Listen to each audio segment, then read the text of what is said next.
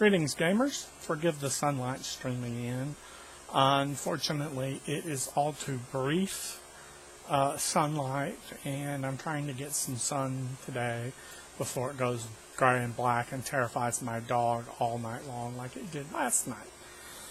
Anyway, today is 8/23/2017, and we're doing RPGADAY, and I am 3 days behind, apparently. Not quite sure where the 2 days went before this one, but they got eaten very quickly by whatever void the past goes into. And the kicker for the 21st was which RPG does the most with the least words.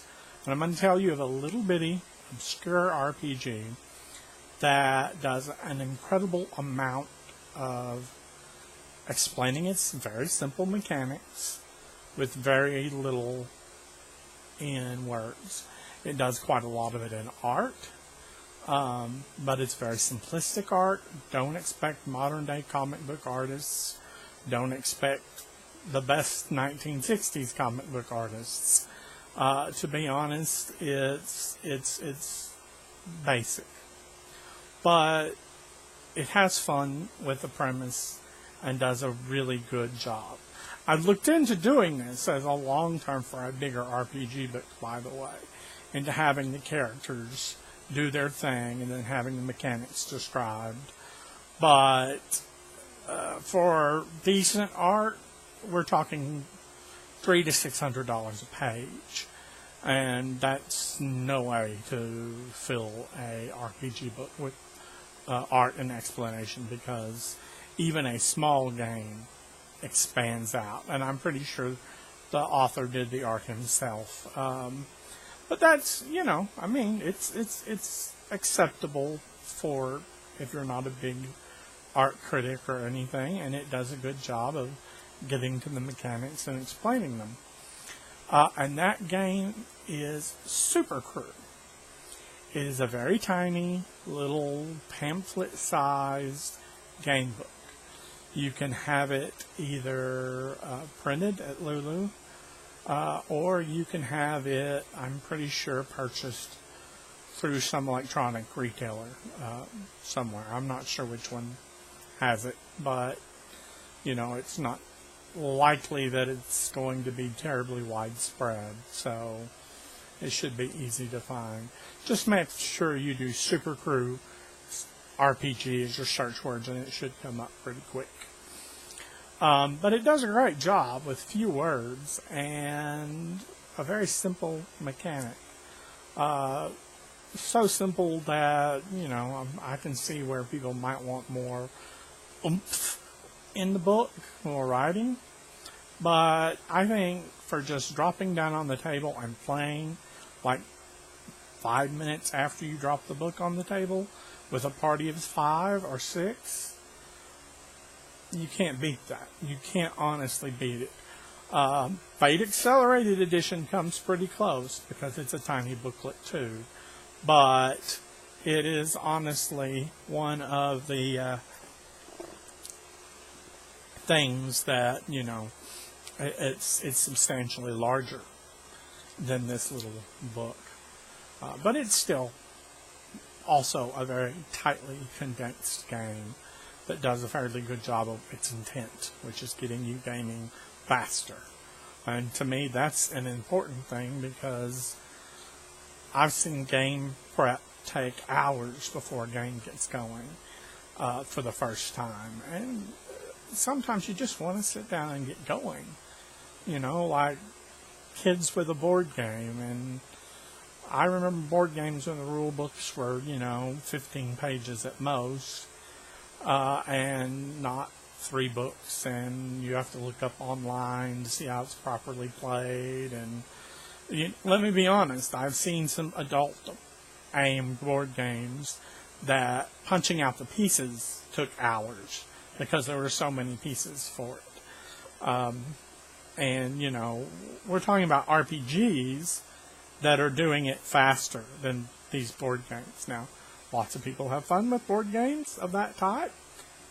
Not begrudging them that. But these books are fast, slim, get you role playing in a very, quick way. And they're easy to explain because their rules are simple. And I highly recommend them both Fate Accelerated and Super Crew.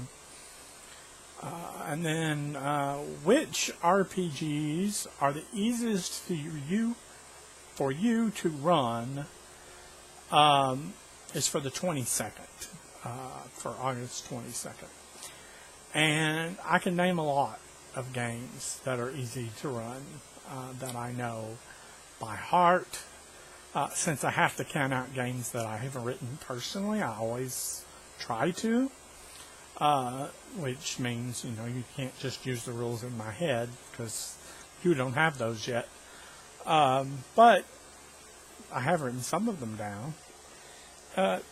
The easiest games for me to run are two superhero games.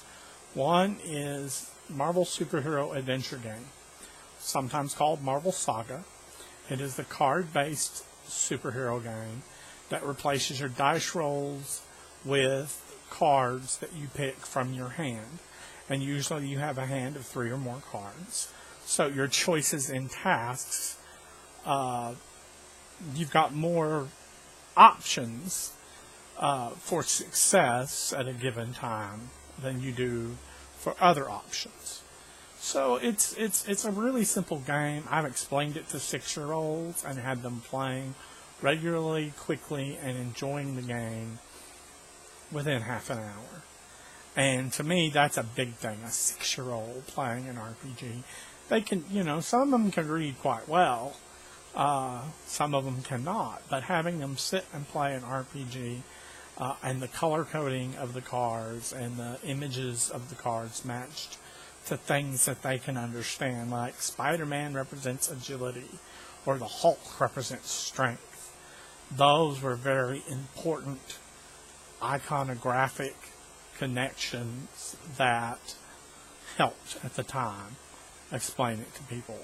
Unfortunately, it's getting somewhat harder because some of those characters are no longer, used as much in comics, just like they have Mr. Fantastic for intellect and Doctor Strange for willpower, which all makes sense, but those are now split up, at least some of them, to other companies, and so there's no real way to republish this game or a version of it with those characters. You would have to create from the beginning an entirely new superhero universe that has such iconic characters that you can use and let people get familiar with those iconic characters for it to be as simple a game as Marvel Saga was. And the other one is Marvel Superheroes, which is Phase Rip. And I played it so much that it is very easy to just have me sit down with the book, with a chart on the back, and get to playing as soon as we can get some characters cooked up. And my preferred method is modeling characters. How strong would you want your character to be? Kind of in this range, normal human, exceptional human, etc. And that works very well for me. I prefer modeling characters anyway, especially in superhero games, because they don't honestly seem all that random when you get down to it. Now, sometimes they do. Sometimes it's like, you've got to create a theme from disparate parts that you combine. And that may look like, once you're done, it looks like a really brilliant character. But that's for random games. But when you get the choice to make your own character, you have more emotional impact in it in many ways. I know, like, for example, I've made tons of D&D 5th edition characters, and I haven't had any real emotional connection to those characters that I play because the games don't last long enough.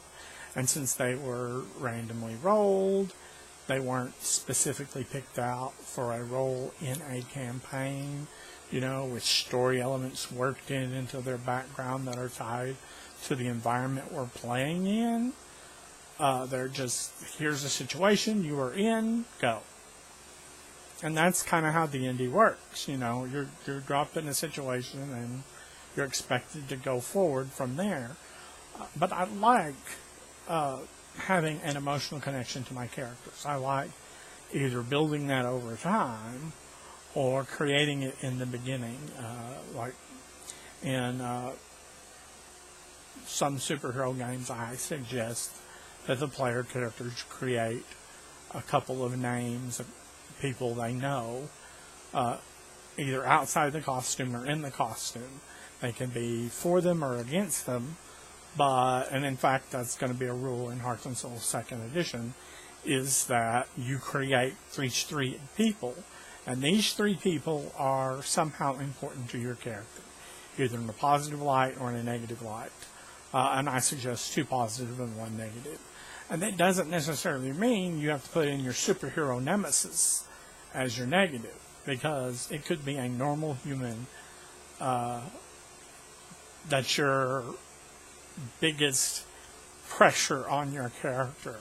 Your character's boss in his day job.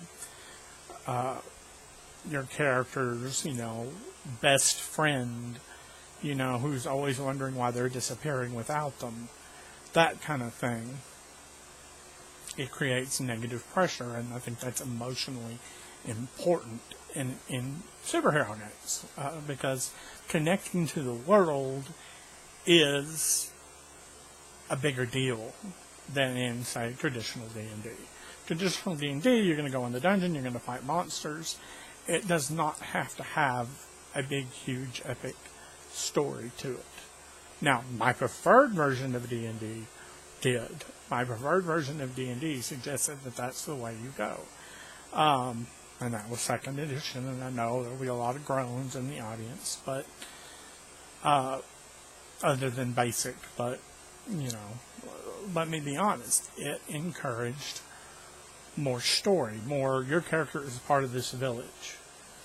And now, if I pick a role-playing game to do D&D type stuff, I'm going to pick a game called Beyond the Wall, because your character is literally a child of this village, or maybe an old, retired, whatever in this village, and you get wrapped up in things going on around and in the village that are threats. Now, but you build the village along with your character, so you have these connections that when you sit down to play, you know who's around the corner, who lives there. You know where the smith shop is. You don't have to ask the GM, because the game is built as an old school rules, an OSR clone style game, but it gives you those tools and says, this is how you start the game. And to me, that's important. To me, that should be done in a lot of games. Tie your characters into the environment, tie it to the other people, the other players, tie it to some NPCs. Some games create this naturally. Some games do not. But I like that. I like that modeling aspect of being able to tie your character emotionally into what you're going to be playing. So, yes, that's one of the reasons I like Marvel Phase Rip, is because I think it's, by modeling your character, by giving you choices, you tend to invest more in it than something you randomly rolled up. Now, there are people who invest in them the same amount, and that's fine, and they don't invest as much as I do, or they invest more than I do. Because I have lost characters that I really loved, and, gone, well, that sucks, I'll start rolling a new one, and then had the GM total party wipe everybody else shortly after killing my character, and going, okay, we're going to retcon this, and so I get my character back. Even though I got better stats on the new character. And I'm like, I'll play the old character. I like that character. I knew that character. Anyway, I have gone off on a complete tangent on the 22nd, so forgive me. But the two simplest games for me are Marvel Saga and Favorite, Marvel Superheroes role-playing game. Those are the two easiest that I didn't write. So there we are. We're up to today, which is August 23rd, 2017. And it's what RPG has the most dropping layout. And that, in this day and age, is an incredible, challenging question. Because I grew up when games were just, two-column layout or maybe a single-column layout with a picture on the side. And that was, it was written almost like a tech manual. You had 8.1.3 rules for this. And it really was kind of the most basic technical manual layout there could be. But now we get books that are gorgeous, just beautiful art, beautiful layout, beautiful design, beautiful choices in their fonts. And I know a lot of people don't think about the fonts, but I made the mistake of choosing a bad font in High Valley. And that's partially my fault. It's partially the layout person's fault for not smacking me around and saying, no, that doesn't work. But it slipped past us, and I wasn't too worried about it at the time because I thought it would be more readable in print than it was after all. But the current revised edition, we fixed that, by the way, of High Valor. So what game has the best layout? I'm going to have to think. I'm going to have to sit here in this video and waste time staring at the wall, which is literally, there's a blank wall here except for one picture off in the distance that I have, because I used to have art all over this wall. But I moved and the art went with me. So,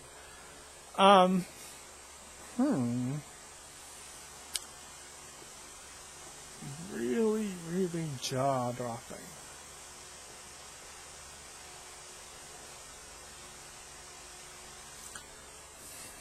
Now, there are a lot of things when you have to think about how you react to a game when you're first presented it, when you first open up that box and take a look at it. And in fact, I have a new game right here. I had not intended to open it right now, but let's take a look at its layout. It is not one of the games I would normally order. It is not really my cup of tea in terms of rules, and I know that because I've been reading up on its rules. But I really like two things about it. One, it's by a company that I respect a great deal, even though I'm not the market for their product. They have done a great job of generally making their rules available and open and easy to use even without the books, because they have a whole wiki with almost all the rules but none of their personal content. And they've represented people of different colors, of different genders. They had a transgender character. And it was especially appropriate because it was for a class that often were drawn from, in real life, in the tribes that had them, shamans and the like. They often had a transgender person who was the shaman. Now, this is, let's see, this is a Starfinder Core rulebook. And yeah, it's kind of flipped backwards on my screen, so I hope when we play it forward, it will not. Let's take a look at its layout. Oh, beautiful. And of course I open it to charts. Oh gosh, charts. Now, I will tell you, these are nice charts. They have a color differential in each box, which allows it to be more easily read. And I have had trouble, cross-reading charts before. Let's see what else. We have a chapter number. We have what the chapter's about here in the corner. Page number, which is good. We also have tabs over here on the side that give us an idea of, where things are. Like overview, character creation, races. The only sad part about this is that despite they gave us these tabs that we can see, is there's no actual indentations in this book for those tabs, so that we can go, okay, it's like this fifth one over, and just open the book right to it. It's nice. It's got sci-fi looking headers. It uses a 2-column layout, which is typical. I can't identify fonts on demand, so you'll have to forgive me. It uses a nice blue scheme, which I like, because I've seen some that were red scheme, like AD&D second edition later books, and I hated that red scheme. It glared against my eyes. But yeah, I'll be honest. This book has a pretty typical charts and descriptions and templates and pictures, art. That's a nice splash page for the internal art. A bunch of goblins, it looks like, attacking a space shuttle with ray guns. That's kind of nice, especially since their goblins are somewhat unique. These smiling, teeth-filled critters. But, I'm going to be honest, it's not a jaw-dropping layout. It may be a great game. It may be one of the best games I bought in years. It may not be. I got it because I've got a friend who's interested, and I thought, I will give it a try. I gave Pathfinder a try. I played 2 different games of it that lasted for a lengthy amount of time, and one game that didn't last very long. The one that didn't last very long was actually a very good game. It's one of my favorites. But the rules just dragged us down. And dragged the GM down, which was part of the problem, is the rules got in his way. And that's not a condemnation of Pathfinder or Starfinder. That is just what he found out of it. And there are people who can, they can look through this book and run it rule perfectly after a couple of reads and never feel overwhelmed. But this person was new to running games, especially games that weren't sabotaged immediately by his players. And we were doing our best to keep it going and not sabotage them, even though we were doing things really creatively and kind of doing some things I don't think he expected, like hijacking Zeppelins. I don't think he expected us to steal one and then find another and blow it up as his big bad guy tried to escape.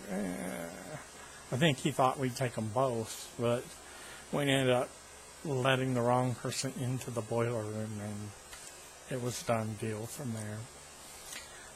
So I'm going to go with jaw-dropping layout. I am going to pick Headless, Worlds of Sun and Stone. Now, I like some of the more recent books that Capera Publishing has done, like Atlantis, the Second Age. I love its layout scheme as well. But Headless is really a one that stands out so thematically, so beautifully that it is jaw-dropping. Now, there may be some other games in here that I'm just not thinking of at the moment, but that question kind of caught me out of surprise. I mean, because I've read these, but I haven't read them recently, so I figured my mind would be a little more open. But jaw-dropping layouts, Headless, definitely. And it's not necessarily 10 million times better than the Starfinder layout. It's not a billion times better than old school layouts. It just is one that I saw and was impressed by. I wasn't impressed by the landscape printing because, unfortunately, books' pages are heavy. The more pages you have in a book, the heavier they are. And when you open a book, this is Starfinder still, but when you open a book and it's bound here, and all of this page weight is hanging onto this, it's a much shorter, much less good gripping surface that it can bind to than if it's to the long edge, which helps support more of the weight of short pages. So, while it's got this beautiful layout, it made some mistakes too. And the landscape printing was definitely one of them. It did give it a unique flavor in many ways. And landscape for PDFs and very short games is probably perfect. But if you're getting into the 150, 180 page mark, those pages are going to start getting heavy. And you want the absolute best binding, you're going to want to lay it out like a traditional, taller than it is wide book. Well, modern day traditional. Because you don't want pages falling out on people. And I have that happen a lot. I could go into one I recently found pages falling out of, and I have only owned it. My tongue is not working. I've only owned it since January. And we're only 7 months in, and I haven't, I read it once. I put it on the shelf because nobody was interested in playing at the time. And now we're playing, and we picked this system because it's a simpler version of a system we played before, and we like it. But the pages are already falling out of my book. And it's not like I handed it around the table for everybody to use, because I had the book to lend to a friend. I had the PDF because I got it with the book and read it, and I paid for a friend to have a PDF because I gave it to him as a present for his birthday because I couldn't afford the full print book at the time.